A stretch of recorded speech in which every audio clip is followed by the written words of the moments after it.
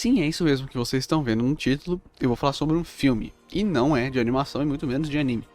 Vou falar sobre Ainda Estou Aqui, que é uma produção brasileira, que, né, querendo ou não, está em voga e muito falada, muito bem falada por sinal, aqui no Brasil. Bom, eu já fiz um vídeo há muitos anos atrás, nesse mesmo canal, falando sobre futuro e o que eu queria com um quadro antigo que eu tinha, que era o review de coisas que eu quero. Que era necessariamente falar de coisas que eu quero, né? Faz muito sentido. E esse canal, Apenas Menos Um, é um reflexo daquilo que eu consumo. Então não necessariamente eu vou falar só sobre anime aqui, entendeu? Falar sobre filmes não é uma coisa que vai ser uma... vocês vão ver muito aqui. Ou sei lá, sobre jogos, que eu também quero falar bastante coisa, tenho até algumas coisinhas anotadas. Porém, vamos falar aqui um pouco sobre Ainda Estou Aqui. Nós vamos sorrir. Sorriam. Eu assisti esse filme ontem, então eu pensei em gravar no mesmo dia, só que eu acho que muito do que eu sentia estava mais em pós-cinema do que necessariamente uma opinião sincera. E nesse caso vai ser só uma opinião. Eu não tenho rigor técnico para falar sobre um filme, porque também não é algo que eu consumo tanto quanto um anime. Então eu tenho mais meandros ou coisas no meio para eu conseguir exemplificar, ou outras comparações que eu poderia fazer. Então pensando assim, Ainda Estou Aqui é um filme que me agradou muito, muito, muito. Eu assisti junto com meu irmão e nós pegamos uma sessão que estava completamente lotada e a gente comprou 1 ou 2 dias antes. Então foi uma experiência assim única pra mim. Nós rimos muito, não pelo motivo certo, porque a gente se divertiu muito assistindo esse filme, no sentido de que a todo momento a gente ficava cutucando o outro falando, mano, isso aqui é cinema, mano, isso aqui é absurdo, muito bom. Começou o filme, um olhou pro cara do outro e falou, puta merda, isso aqui é o que meu irmão comentou. Começou o filme, você já sabe que o filme é bom. Começou. Isso você vê em outras produções, até mesmo brasileiras. Cidade de Deus, que é do mesmo autor, com o mesmo diretor, no caso. Aí eu vou lá e falo a maior mentirada de todos os tempos. Não, confundi, tá? Eu tô falando de Central do Brasil. Central do Brasil é do mesmo diretor. E, meu, digamos que esse filme, em questão de fotografia, o que me transmite de imagem, direção, tudo parece muito, muito, muito polido. Como posso dizer? Em nenhum momento do filme você fica sentindo aquela barriga, sabe? No sentido de que algo poderia ser cortado, algo faltou de explicar. Então, eu, quando saí do cinema com meu irmão, eu fiquei com aquele pensamento, e a gente até comentou, o que as pessoas podem reclamar desse filme? E chegamos em 1 ou 2 conclusões, assim, no máximo, sei lá. Não gostei dos atores que fazem os filhos mais velhos. Aí eu já expliquei pro meu irmão até que, pô, é um comentário que se pode fazer, mas não necessariamente algo válido, porque são pessoas e personagens, né, que aparecem pós a história principal. Então, pra você se acostumar com eles é um pouco mais difícil. Então, eles têm menos tempo de tela. Então, faz sentido você não conseguir ter tanta empatia, mas pra mim funciona. É algo que você compra, digamos assim. Meu irmão comenta sobre quando a Fernanda Torres está fazendo ela mais velha, né? A segunda parte. A maquiagem é boa, mas ao mesmo tempo parecia que ela tava fazendo biquinho. Eu falei, mano, mas são coisas tão pontuais que não me incomodou. Ao mesmo tempo que esse filme, ele tem, como posso dizer, em explicação de época e mostrando coisas de época, ambientação, né, no caso, é muito boa. Nossa, assim, um dia antes de assistir o filme, eu e meu irmão estamos escutando músicas e discutindo. A gente tá assistindo um vídeo do canal Claquete de Papel, que é City Pop BR Existe, que a gente tava zoando, né, pelo título e tudo mais, e o vídeo é muito bem feito. Porque pra gente, assim como ele diz no vídeo, não existe esse tipo de comparação.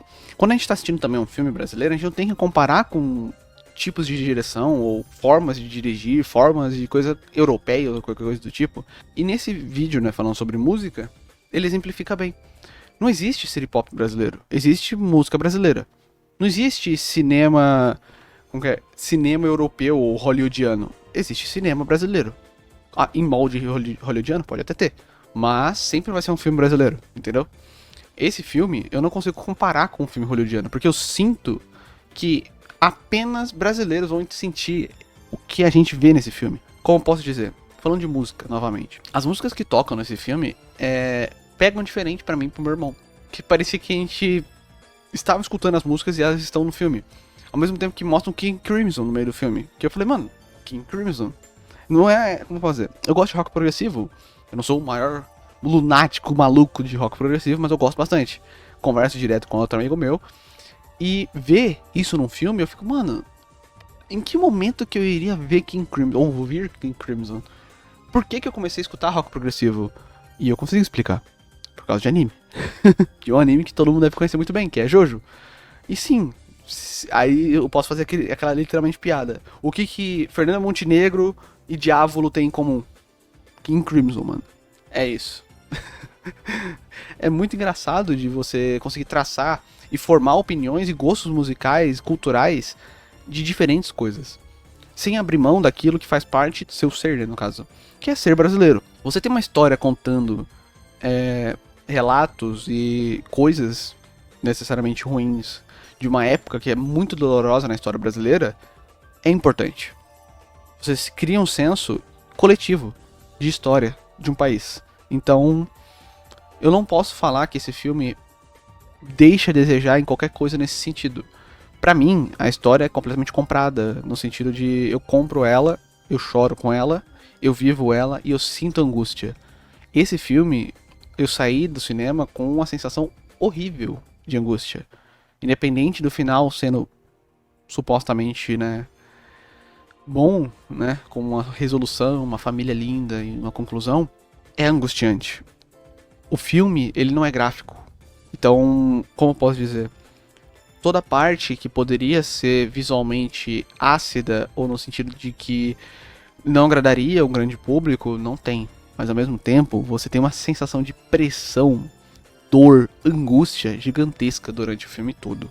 Eu não chorei mais no filme, eu chorei mais lá pro final, só porque eu tava mais angustiado do que necessariamente triste, né? Ou com um sentimento de melancolia. Pensando agora, um dia depois de assistir o filme, ele tá vívido na minha memória.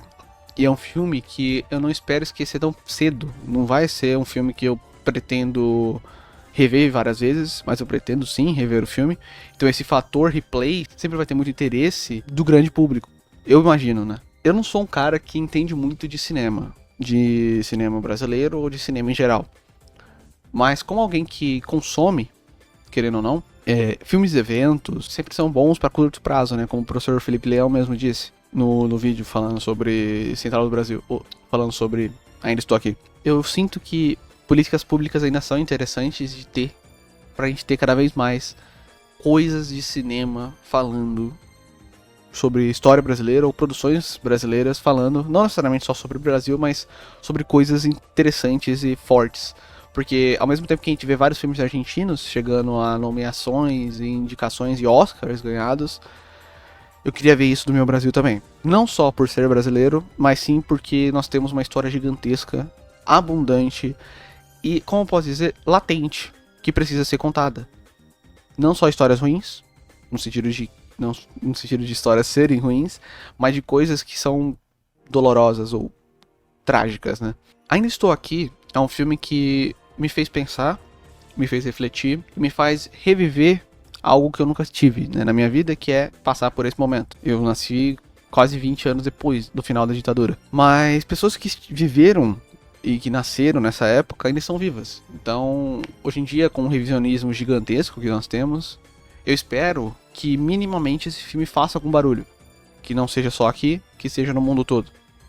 Eu espero que esse filme faça as pessoas sentirem um pouco o que é passar por um momento que é doloroso na história de qualquer país.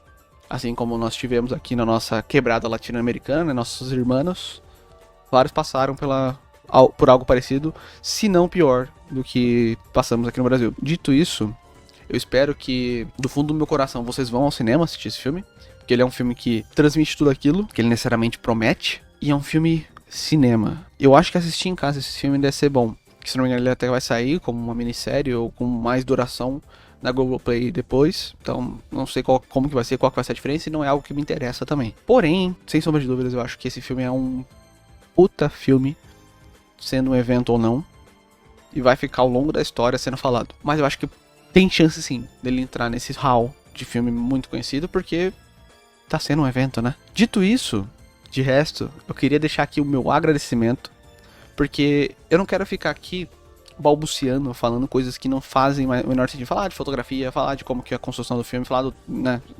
necessariamente de coisas que eu não tenho rigor técnico pra falar aqui com vocês.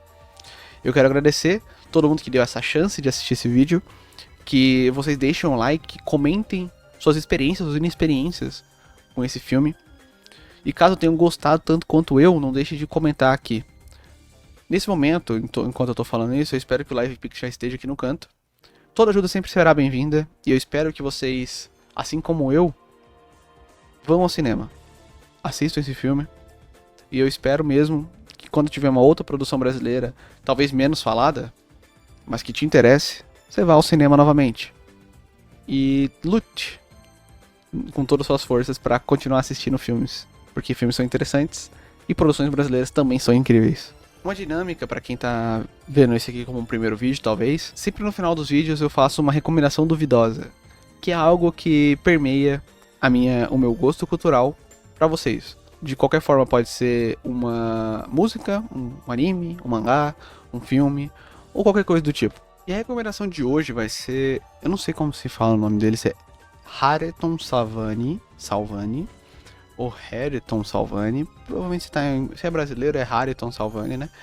Mas a música que eu vou recomendar é de 1973, pra manter a época aqui do filme, né? Onde se passa a primeira parte do filme, pelo menos, que é Eu Hoje Acordei com a Luz do Sol. Hareton Salvani é uma coisa bem engraçada, né? Que ele tem uma música muito conhecida que viralizou, que é Quarto de Hotel, que o pessoal tá usando como aquelas coisas meio noir, que é um outro disco dele, mas eu posso até colocar um trechinho pra vocês escutar. Vocês devem saber qual que é, essa aqui. Eu posso só continuar falando, né? Eu não posso ficar quieto, porque senão eu vou tomar um gancho do YouTube. Mas é essa música.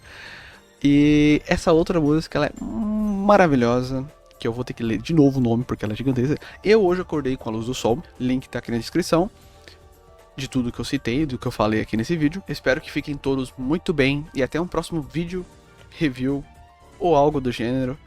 E tchau, tchau. Ah, lembre-se sempre, assista filmes brasileiros, não precisa necessariamente ser algo do cinema. Assista os filmes antigos também, tem muitas produções maravilhosas. E escutem Hareton Salvani. E tchau, tchau.